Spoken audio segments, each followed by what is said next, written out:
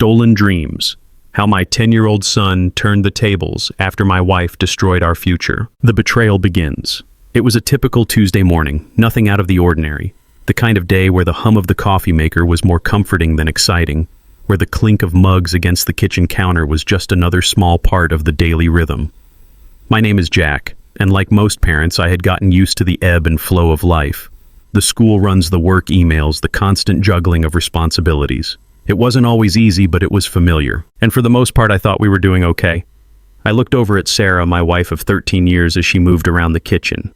She seemed a little different, though, just a little off, more distracted. She wasn't as engaged in conversation as she used to be. She'd smile, nod, and give the occasional, when I asked about her day. But the spark was gone, replaced with a strange air of detachment. At first, I chalked it up to work stress, or maybe it was the usual ups and downs every couple goes through. But deep down, something was gnawing at me. It wasn't until a week later that I started to notice how much she was changing. "Are you okay?" I asked one evening when I found her scrolling through her phone, eyes glued to the screen. Normally, she'd glance up at me, a playful smile forming a quick joke to lighten the mood. But tonight, there was just silence. "Yeah," she replied almost absently, "just thinking. That was the word she used. But when I looked at her, it wasn't just the words that made me pause. It was the way she said it, like she was a million miles away. Her usual warmth, the things that made her. Sarah seemed to be fading into the background, replaced by someone I didn't recognize. The next morning she was gone to run errands, as she told me. I didn't think much of it at first. It was a routine thing. She'd get these little bursts of energy and run off to take care of things. But this time when she left, there was a palpable sense of something missing. She didn't kiss me goodbye. She didn't even mention what time she'd be back, but it was the evening that really set everything in motion. I had planned on catching up on work after Jason, our 10-year-old son, went to bed. As I opened my laptop, the usual stream of bills and emails greeted me. Nothing unusual, just the typical worries of a middle-class family trying to keep things together. But then my eyes landed on a notification that stopped me cold. "Your balance has fallen below the minimum threshold." I froze. That couldn't be right. The college fund had always been secure, growing steadily year after year. Sarah and I had agreed years ago that it would be untouchable, something for Jason's future, something we could both look at and feel proud of. I clicked into the account expecting to see some glitch, maybe a minor mistake. But then the cold reality hit me like a punch to the gut. The account was empty. Zero. Nothing. I refreshed the page, convinced I had made a mistake. But no, the numbers stared back at me with brutal honesty. I looked around the room, trying to make sense of what I was seeing. Maybe it was a mistake. Maybe there was a reason behind it. But as I sat there, my stomach twisted into knots. I called Sarah. She didn't pick up. I tried again. Still nothing. The sinking feeling in my chest grew as I scanned our joint credit card account. Flights, hotels, fine dining, shopping sprees. Each transaction stood out like a slap across my face. Each one a nail in the coffin of everything I thought was solid in my life. She had drained the account. She had used the money that was meant for our son's future for herself, and she had done it without a second thought. I felt my pulse quicken, my hands shaking as I grabbed the phone again, trying to call Sarah. But the phone rang, and it was clear she wasn't picking up. I tried texting. Still nothing. Then I did what any reasonable person would do in a moment like this. I checked the closet. It was then that I saw the suitcase, Sarah's suitcase, half packed. And that's when it hit me. She wasn't coming back. Not tonight, not tomorrow. She had emptied the account, packed her things, and walked out. And I had no idea where to begin in trying to fix this. I was in shock, but also a part of me was seething with rage. How could she do this? How could she betray her son in such a devastating way? How could she betray me? I kept telling myself that I had to stay calm for Jason, that I couldn't let him see how badly I was falling apart. But when I walked into the living room, his innocent face looked up at me from his tablet. "Where's Mom?" I asked, trying to sound casual, but the fear and confusion were creeping into my voice. Jason didn't seem to notice the urgency in my tone. He simply shrugged and took a bite of his apple. "She said she had to go somewhere. Somewhere."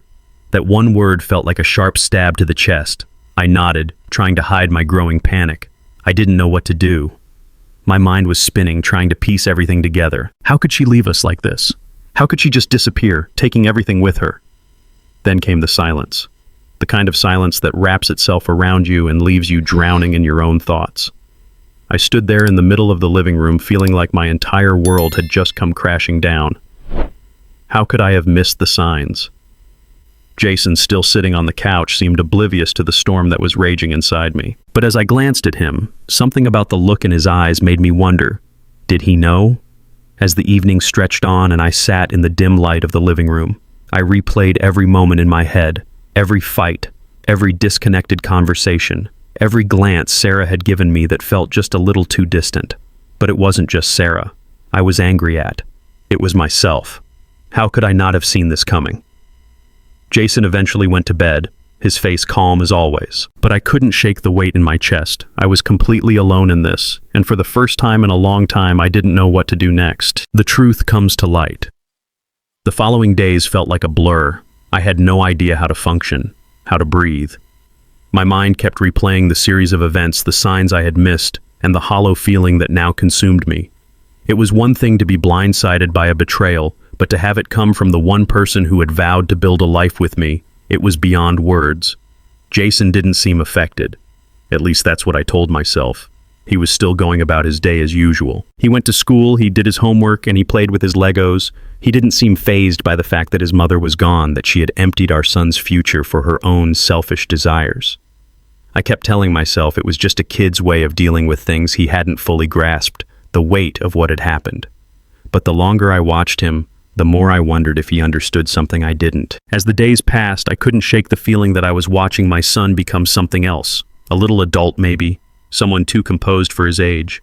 He wasn't crying. He wasn't angry. He wasn't even sad. He was calm.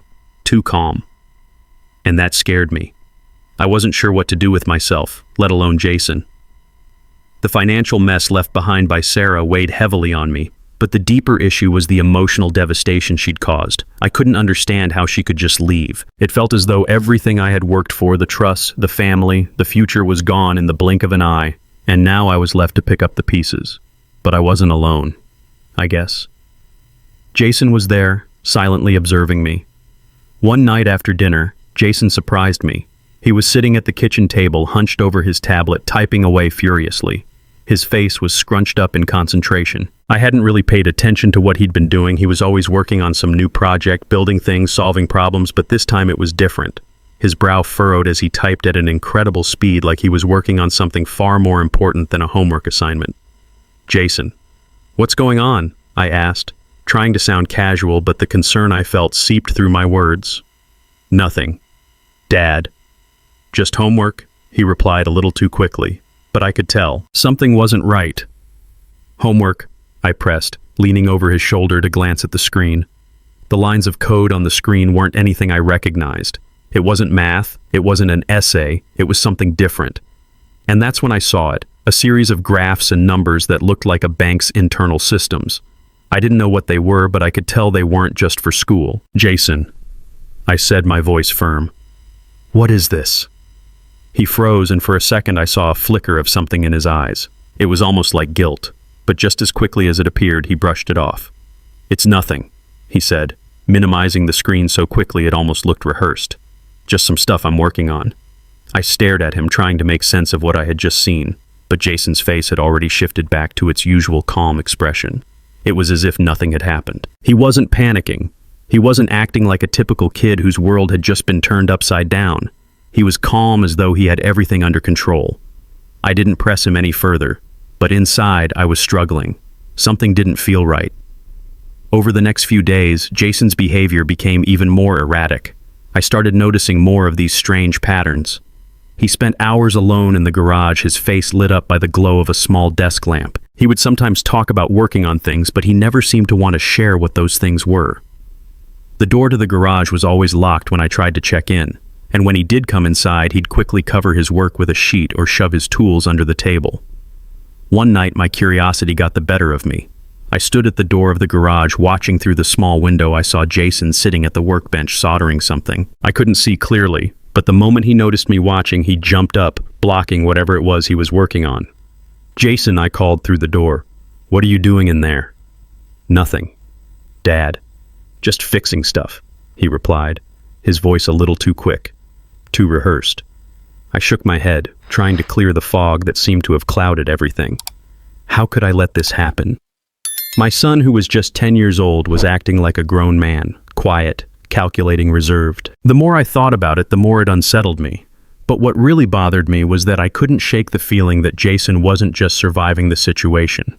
He was handling it, and not in the way I thought a child would. He wasn't sad. He wasn't angry. He wasn't asking questions about why his mom had left. No. Instead, he was acting like he was in control, as if he had a plan. I couldn't explain it. The more I watched him, the more I began to realize that Jason was doing something I couldn't. He was taking charge of the situation. And while part of me was proud of his resilience, another part of me was terrified. What was he planning? What was he doing? It wasn't until the phone call that everything started to unravel. One evening, I received a call from Sarah. I had already blocked her main number, but somehow she'd found a way through. I didn't want to talk to her. What could she possibly say that would change anything? But for some reason, I answered, "What do you want?" I asked, my voice colder than I intended. "Alex, I need your help," she said, her voice shaky as though she had been crying. "Help? After everything you've done," I replied, incredulous. "You took everything from us, Sarah. Everything. And now you want my help?" "I didn't mean for this to happen," she sobbed. "It's Damien. He's gone. He took everything. And now I have nothing." I clenched my fists, my heart pounding. Damien. Of course. She had left me for him, spent all our money on him, and now she was left with nothing. She had destroyed everything I worked for, and was now calling to complain that her perfect world had fallen apart. "Why should I help you?" I asked, my voice dripping with bitterness. "You betrayed me. You betrayed Jason." Her voice faltered. "Alex, I'm sorry, I made a mistake. I never meant for any of this to happen. But I don't know what to do. I'm stuck." I could feel the rage building in my chest. She didn't deserve my sympathy. She didn't deserve my help. She had walked out on us, and now she wanted me to fix her mess. I was done being the one who always cleaned up her mistakes. "What did you expect, Sarah?" I said harshly. "You've left us with nothing. You took from Jason his future. Now you want me to help you?" There was a long silence on the other end of the phone. Then she said something that made my blood run cold. "I don't have anyone else to turn to." I stared at the phone in my hand, the words echoing in my head. She had no one else. But what about us? What about Jason? We were supposed to be her family, and yet she had abandoned us. I hung up before I could say anything else. I was about to turn and walk away when Jason appeared in the doorway. His usual calm, knowing expression was on his face. "Who was that, Dad?" he asked casually. I sighed, rubbing my face in exhaustion.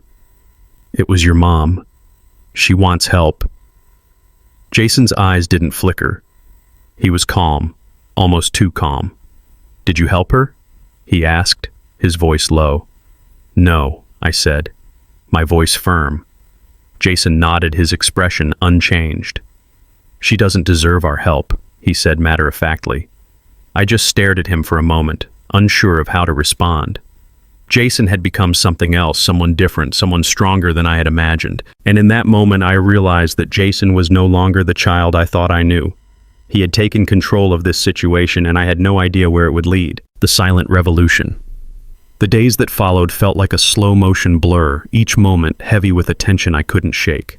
Jason was still the same stoic, eerily composed, and it was starting to drive me crazy. It wasn't just the absence of emotion. It was the certainty he exuded, like he had the world figured out and I was just a player in a game I couldn't understand. I tried to pretend everything was fine, that we would eventually move on from Sarah's betrayal and rebuild, but something in me, something deep and unsettling, told me we weren't going to just move on. Jason, despite his calm demeanor, was moving fast. He wasn't just sitting idly by letting things happen. No, he was actively planning something. I could see it in the way his eyes darted over financial documents he somehow managed to get his hands on. The way his fingers tapped at his tablet, clicking through what looked like cryptic code. I didn't know what he was doing, but I could feel it in my bones. This was more than just a kid trying to survive. Jason wasn't surviving, he was taking control. And I wasn't sure whether I should be relieved, scared, or just plain confused. It didn't take long before I realized Jason wasn't just spending hours in the garage building robots or tinkering with gadgets like I had assumed. No, this time he was building something else. Something far more intricate, far more dangerous. A few days after the call from Sarah, I walked past the garage and saw Jason's eyes glued to a laptop screen, his face locked in concentration. He didn't even acknowledge me as I stood in the doorway. I leaned against the doorframe, watching as lines of code scrolled rapidly down the screen. "Jason," I said, my voice unsteady. "What are you doing?" Without turning to face me, he replied casually. "Just some research for school." "Dad?" "Research for school," I repeated, my mind racing. He had told me the same thing before. What kind of research? But before he could answer, there was a knock on the door. I froze, sensing a change in the air. Jason didn't move a muscle, his eyes still glued to the screen. The knock sounded again, louder this time. I was about to turn and answer, when Jason got up slowly, his movements deliberate. He opened the door with a calmness that made my stomach twist. Standing on the doorstep was someone I had hoped I'd never see again. Damien, the man who had convinced Sarah to leave us. The man who had helped her steal everything from Jason's future, from the savings that we had carefully set aside for college. Damien was the one who had been behind it all, the one who had seduced Sarah, who had promised her a life of luxury. And now here he was standing in front of me, his face twisted with rage. "Where is he?" Damien growled, his voice low and dangerous. I moved to block the door, my heart pounding.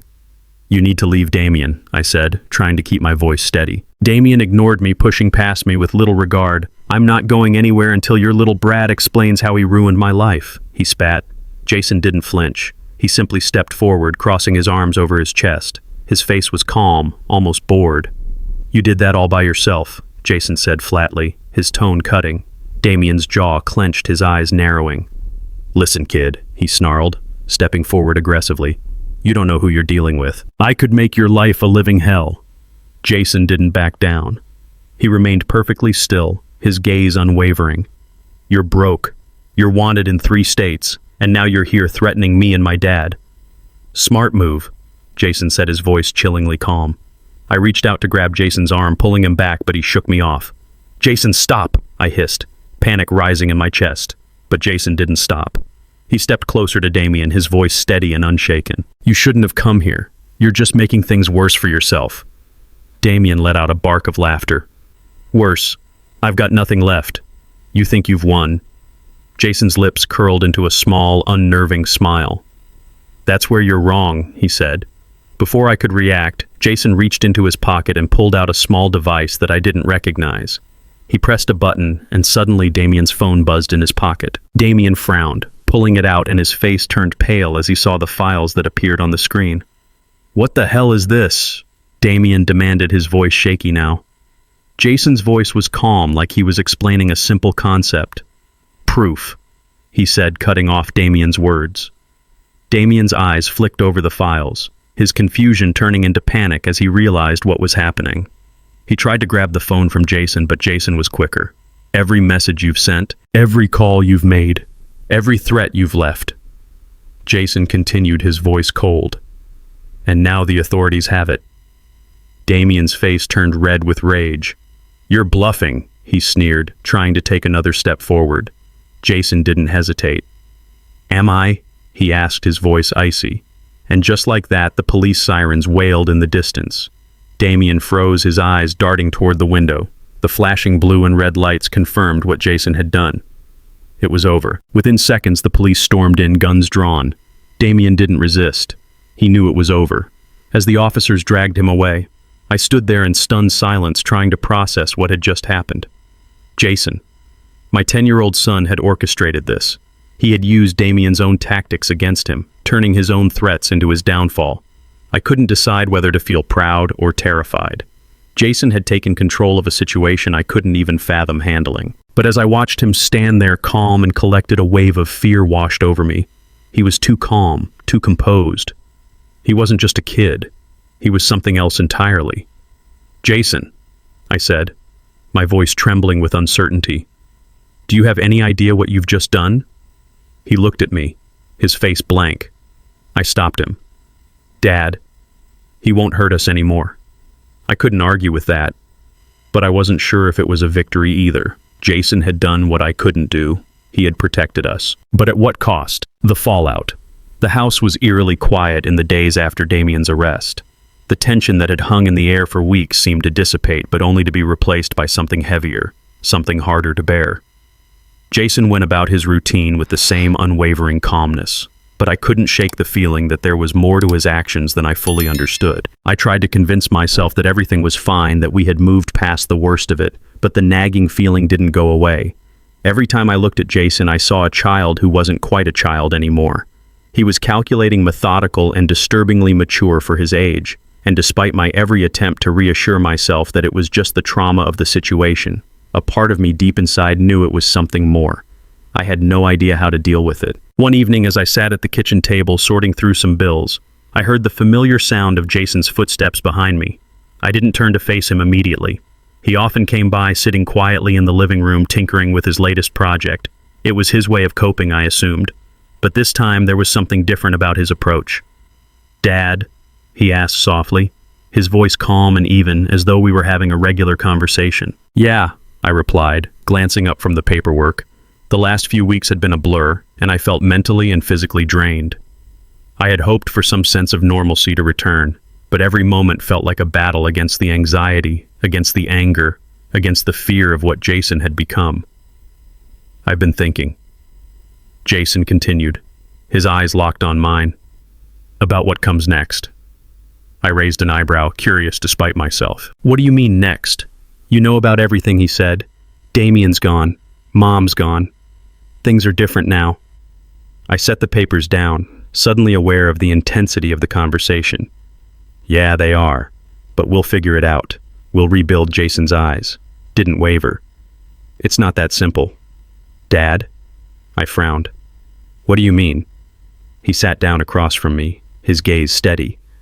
"I think I've been doing things the wrong way. I've been fixing things, but I haven't been fixing me. I don't know how to stop, Dad. I don't know how to let go of everything." His words hit me like a ton of bricks. Here I was thinking that Jason was just going through the motions of dealing with everything, that he was somehow holding it all together, while deep down he was starting to unravel in ways I couldn't even see. "Jason," I said, my voice shaky. "Now, you don't have to fix everything. You don't have to take care of everything. You're just a kid." He shook his head, a slight smile tugging at the corners of his lips. "I'm not just a kid, Dad. You've seen what I can do." It wasn't the cocky, defiant tone that bothered me. It was the conviction behind it. He wasn't just talking about coding or hacking or even manipulating situations to his advantage. He was talking about something much deeper, something darker. "Listen to me," I said, leaning forward. "You've done amazing things, but you have to understand you can't control everything. You can't fix everything. Not everything is your responsibility." Jason looked at me, his expression unreadable. "Maybe. But I can't help it. It's like it's in my blood.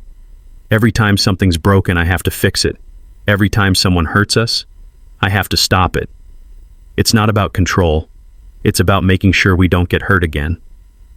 I swallowed hard, struggling to keep my emotions in check. "Jason, you're not alone in this. You don't have to carry all of this weight on your shoulders. I'm your dad. I'm supposed to be the one protecting you." "I know," he said quietly. "But I didn't see you protecting us, Dad. You were too angry, too lost in your own pain. I had to do it. Someone had to." His words stung like a slap in the face, a harsh reminder of everything I had failed to do. For the first time since this nightmare started, I realized how much Jason had taken on, how much responsibility he had placed on himself. It wasn't fair. He was just 10 years old. He wasn't supposed to be the one saving us. That was supposed to be my job.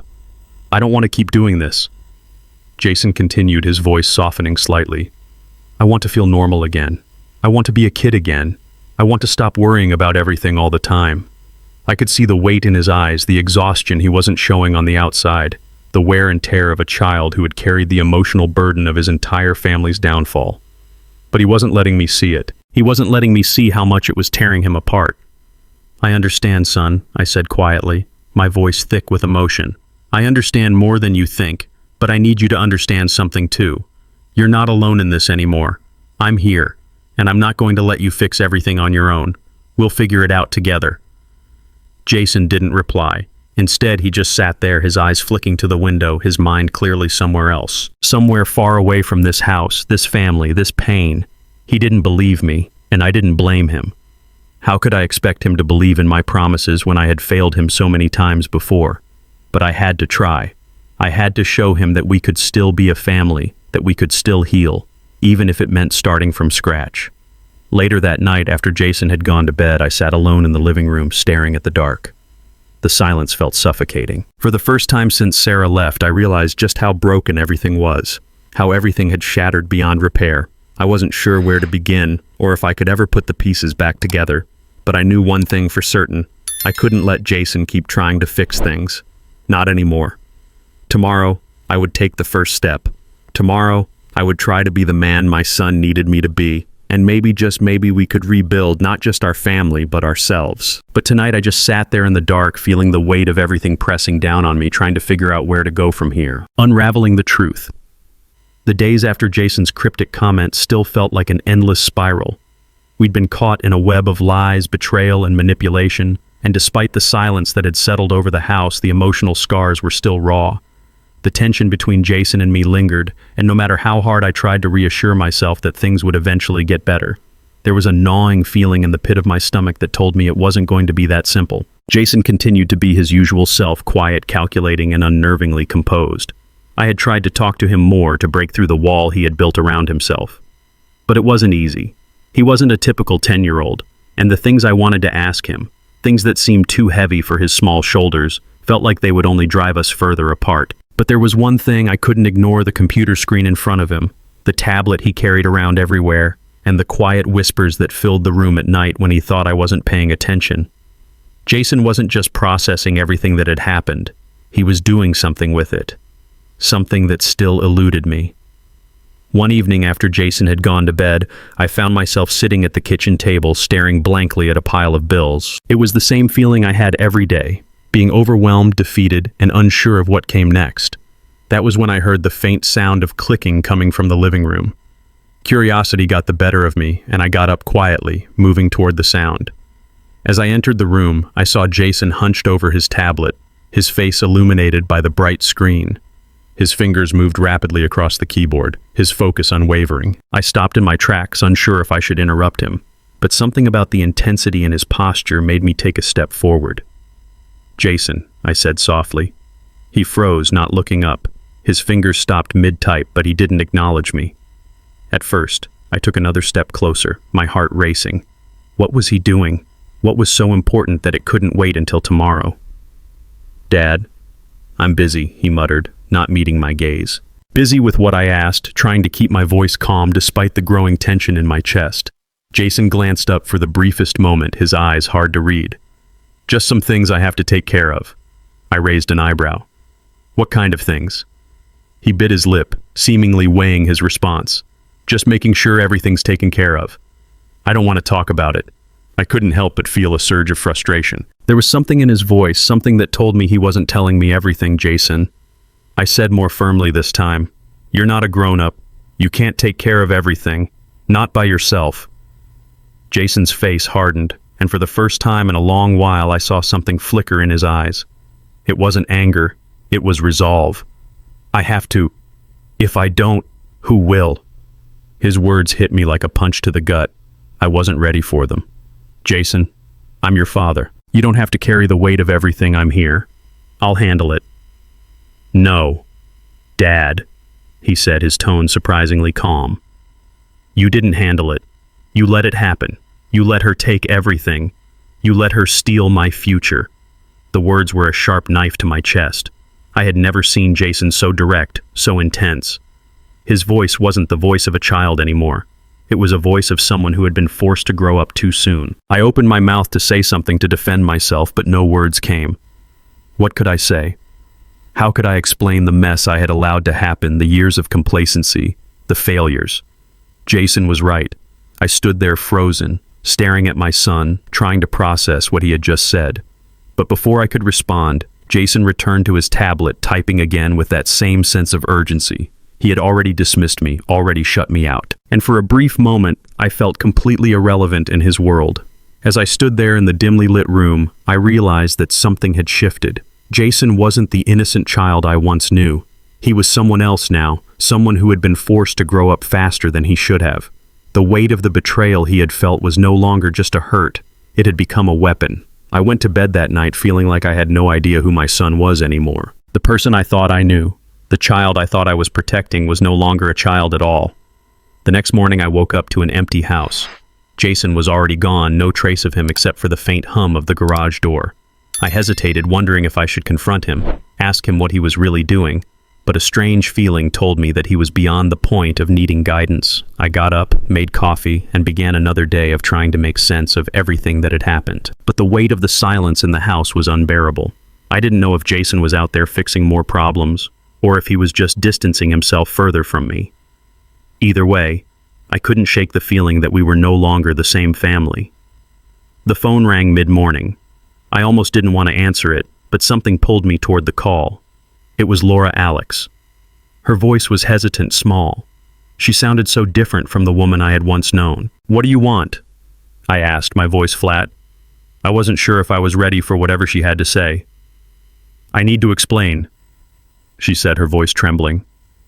"Everything that happened. You deserve to know what I've done," I scoffed, unable to hide my disdain. "Explain. You drained our son's college fund and left us with nothing. What's there to explain, Laura?" Her silence on the other end of the line spoke volumes. I could almost hear her struggling to find the words to gather the pieces of her life that had fallen apart. "I didn't know," she finally whispered. "I didn't know what I was getting into."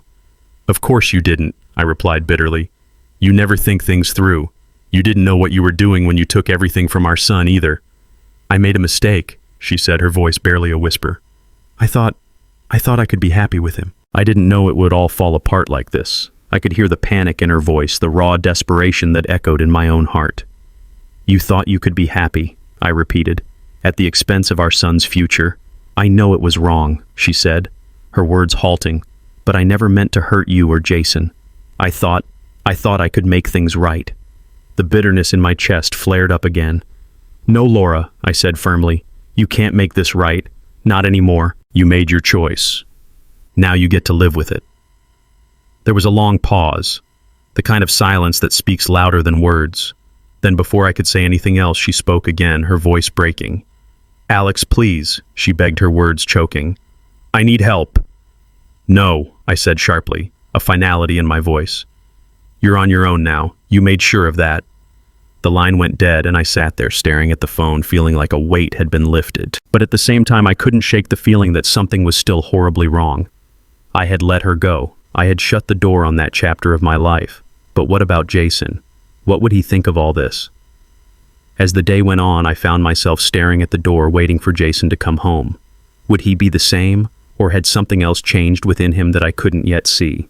This was only the beginning of the fallout. The cracks in our family were just starting to show, and I wasn't sure what else would come tumbling down, but I had to try to pick up the pieces, whatever that meant for me and Jason, whatever it meant for the future. Jason's darker side emerges. The silence in the house had become a constant presence, the kind that felt heavier every day. What had started as a temporary breach in my family's life now felt like an irreversible crack, widening with each passing moment. Laura's absence, her betrayal, and Jason's transformation. These were the things I couldn't escape. No matter how hard I tried to focus on the normal routine of daily life, the weight of what had happened was impossible to ignore. The house was eerily quiet that morning. Jason hadn't said much since the phone call with Laura, and I noticed how different he had become.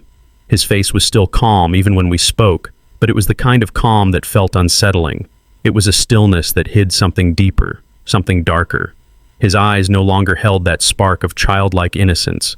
Instead, they seemed guarded, as if he had locked away a part of himself, guarded behind walls I couldn't breach. I found myself pacing through the house, unsure of what to do next. The bills were piling up, but I couldn't focus on them. The phone call with Laura still lingered in my mind, the desperation in her voice like a ringing echo in my ears. She thought she could come back, that after everything she'd done, I would take her back. But it wasn't just about me anymore. It was about Jason, our son, and the trust that had been shattered. As the day went on, I realized that I hadn't seen Jason since breakfast. Usually he'd be in his room by now, tinkering with his gadgets or immersed in some new project. But today there was nothing. His room was empty. I walked toward the garage, my footsteps heavy, and found the door locked. I knocked softly, but there was no answer. Jason had been locking himself away more often lately, as though he wanted to ensure that no one could intrude. But something felt different now. The air was thick with tension, and I couldn't help but feel that something was brewing behind that locked door. "Jason," I called again, my voice quiet, hesitant. No response. I turned the knob and gently pushed the door open. What I found inside stopped me in my tracks. Jason was sitting at the workbench, hunched over, his eyes glued to a series of diagrams he had drawn up on the whiteboard. The equations were complex, far beyond what a 10-year-old should be thinking about. They looked like something out of a high-level business or criminal investigation, patterns of money lists of bank accounts and what appeared to be a plan for accessing them. My mind raced as I took in the sight, but before I could say anything, Jason spoke. "It's almost done," he said, his voice calm, matter-of-fact. "What is?" I asked, my heart pounding in my chest. "Jason, what are you doing?" He didn't look up from the whiteboard, his focus still on the lines and arrows he'd drawn. "I'm fixing things. I told you I would." I walked over to him, my mind scrambling for answers. What did he mean by fixing things? He was just a child. How could he even know where to begin with something like this? But as I looked at the detailed work he had done, I realized it wasn't the work of an ordinary child. It was calculated, deliberate, and incredibly well thought out. "What's all this, Jason?" I asked again, my voice low and stern. "What are you really doing?" Jason finally turned to face me, his eyes unreadable. He didn't flinch or look away. Instead, he looked at me like I was the one out of place. "I'm fixing what Mom did," he said, his voice as calm as ever. "I'm making sure she can't hurt us anymore." His words hit me like a ton of bricks. I stood there stunned, not knowing what to say. How could he be so composed? And what exactly had he been doing? Jason didn't wait for me to respond. He stood up and walked over to the table, pulling out his tablet. On the screen, I saw rows of numbers, bank statements, and what looked like real-time transactions. The money that Laura had stolen our son's college fund was there in full view, and Jason had already started moving it. "I took it back," he said matter-of-factly, as if it were the most normal thing in the world. "She stole it. Now it's where it belongs." I felt my stomach drop as I stared at the screen. My son had done what I hadn't been able to do. He had found a way to reclaim what had been taken from us. And yet, instead of feeling relief, I felt a deep unease. This wasn't something a child should be doing. This wasn't normal, Jason, I said, my voice shaking. "How did you even do this?" He shrugged. "It wasn't that hard. Mom wasn't careful. I just had to figure it out." My mind spun as I tried to process what was happening. My 10-year-old son had hacked into Laura's accounts, retrieved the money, and was now working to cover up the trail. He had become more resourceful, more calculated than I ever imagined.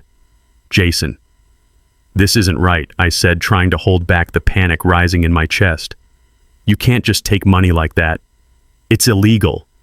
Jason looked at me with that same cold expression. "So is stealing from your kid." His words stung. He was right, of course. But the way he said it, so calm, so detached, made it seem like nothing mattered to him anymore. "Jason," I said again, my voice wavering. "This isn't how we fix things. You need to stop." But Jason didn't listen. Instead, he pulled up another file on his tablet. This one was even darker. Evidence of Damien's fraudulent business practices, his illegal activities, and his involvement in scamming people out of their money. Jason had not just reclaimed the stolen funds, he had also dug up enough dirt on Damien to put him away for good. I reported everything Jason said. I sent it all to the authorities. Damien won't hurt anyone again, and neither will Mom. I felt a wave of disbelief wash over me. What had my son become? Had he turned into someone willing to destroy lives in order to protect his own? I didn't know what to think or how to feel. "Jason, you can't just make decisions like this," I said, my voice rising. "You don't understand what you've done. You've put both of us in danger." Jason simply stared at me, his face unreadable. "I understand perfectly. Dad, I'm protecting us. No one else will." I stood there frozen as Jason continued to explain his plan. He had created a web of evidence, a trap that would ensure Damien's downfall. He had been working on this for weeks, long before I'd even noticed. As the reality of the situation sank in, I realized that my son had crossed a line. He had taken matters into his own hands, doing things that no child should ever have to do. But as much as I feared what he had done, I couldn't ignore the fact that he had saved us.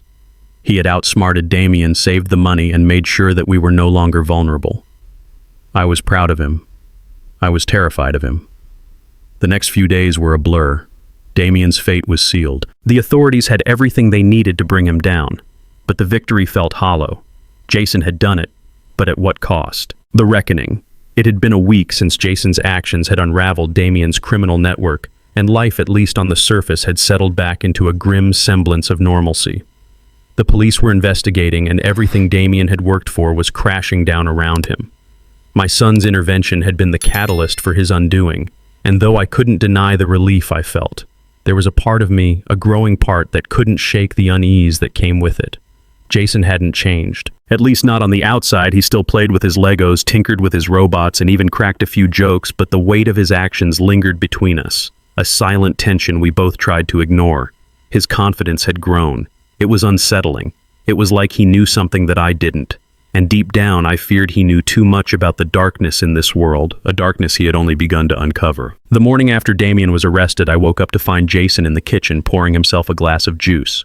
He looked like he'd just woken up from a peaceful night's sleep, unaffected by the chaos his actions had caused. "Hey, Dad," he said casually, as if nothing had changed. I watched him, unsure of what to say. "How do you talk to your son when you know he's capable of taking down a criminal enterprise, of manipulating entire systems for his own ends?" "Jason." I started slowly, my voice careful.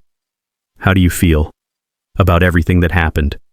He glanced at me, his expression unchanged. "It's over now.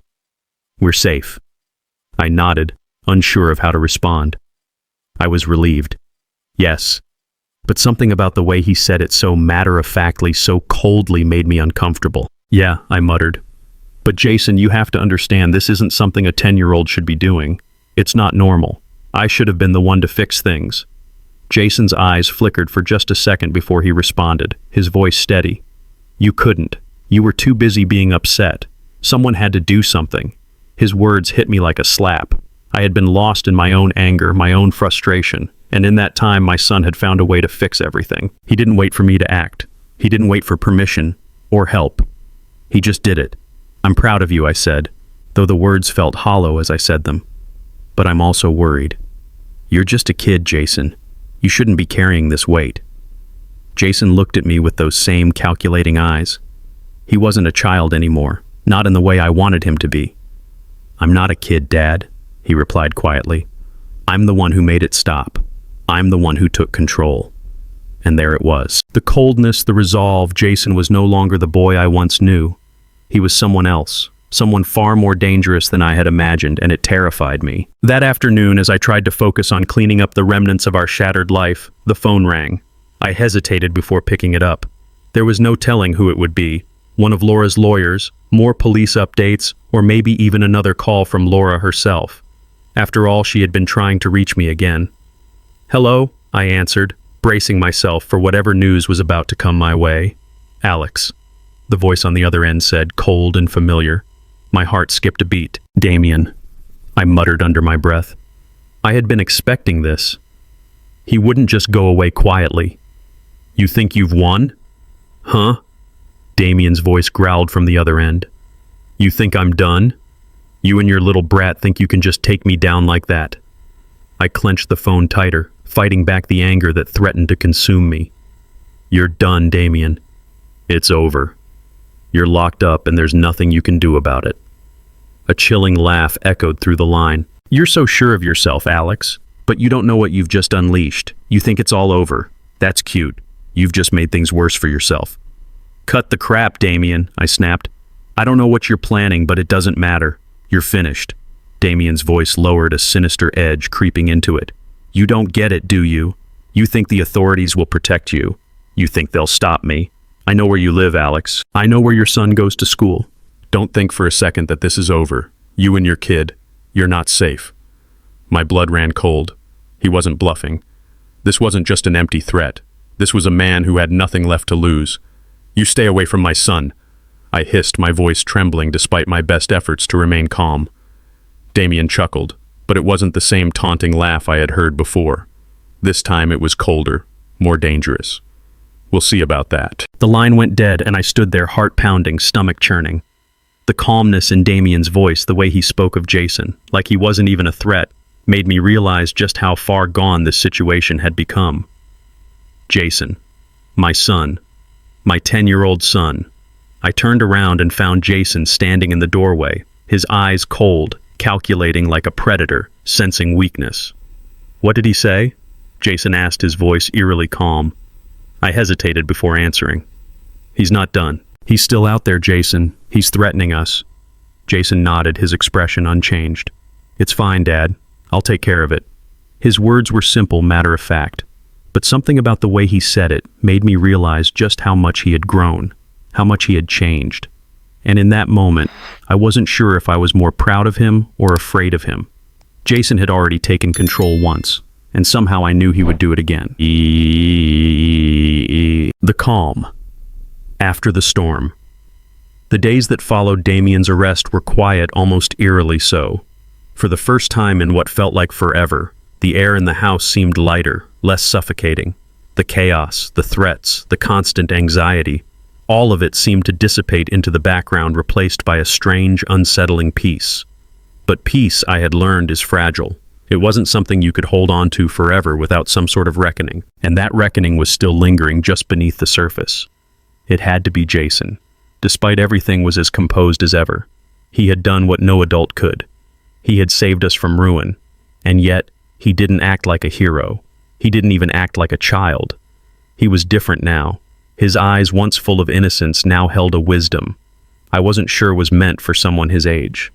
We fell into a routine, but it wasn't the same. There was always this quiet hum beneath the surface, this unspoken understanding that things could never truly go back to the way they were. Jason had fixed things. He had taken control of the situation, but the cost of that control, I didn't know if I would ever understand it fully. One evening, as I sat at the dinner table watching Jason poke at his food absently, I realized how much I missed the boy he used to be. The boy who laughed freely, who played without worry. This new Jason, the one who orchestrated everything from the shadows, was someone I didn't fully recognize. And yet, in the deepest part of my heart, I knew he had done what he had to. But at what cost? Everything okay? I asked, trying to sound casual, though the question felt heavy in the air between us. Jason looked up from his plate, his expression unreadable. He nodded once, then returned to his food.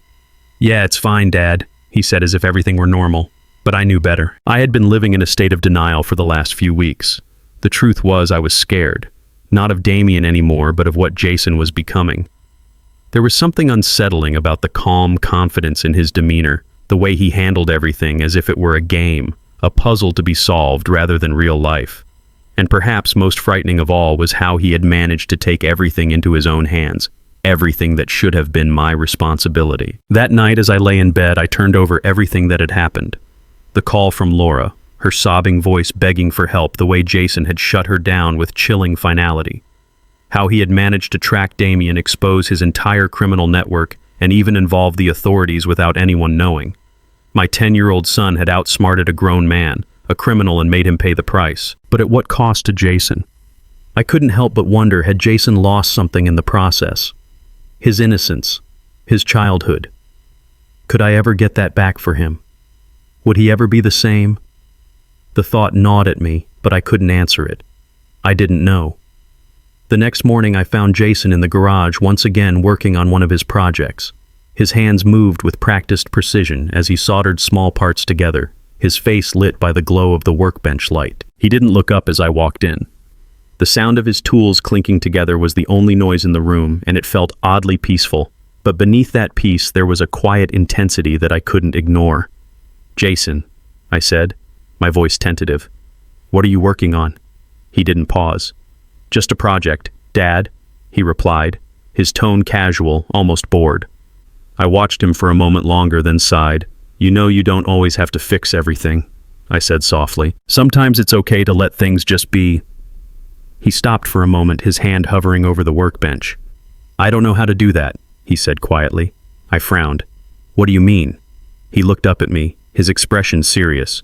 "If something's broken, I fix it. If there's a problem, I solve it. It's just how I think." I felt a pang in my chest. Was this who he had become? Someone who couldn't let go of a problem, who felt the need to control everything. Was I responsible for this, for pushing him to this point? "You've got a gift, Jason," I said slowly, carefully choosing my words. "But it's also a responsibility. You're going to have to decide how to use it and who to trust with it." Jason didn't respond. He just went back to his work, his hands moving with the same confidence that had turned everything around. He didn't need me. Not really. The next few weeks were quieter. Jason and I didn't talk much about what had happened, but I could feel the change in both of us. I knew Jason was still processing everything.